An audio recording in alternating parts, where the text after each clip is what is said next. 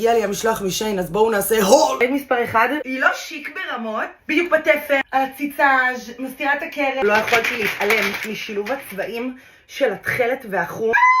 מישהו רוצה לצאת לאיזה קמפינג, יש לנו אוהל. אוף, הייתי צריכה לפחות 2 מידות פחות. חליפה של פולולו. חמוד.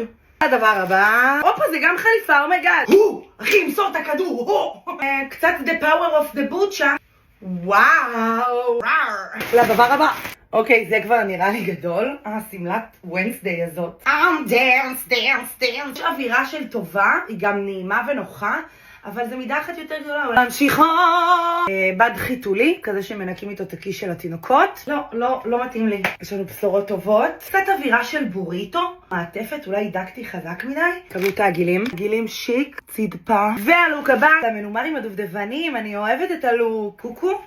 איזה פלפלים. כולם נהיו שפיות של מטבוחה. יפה, נכון? אהבתי. לדעת אם אני אראה כמו המורה לתנ"ך, שאני אראה כמו המורה מפתח תקווה. יכולה?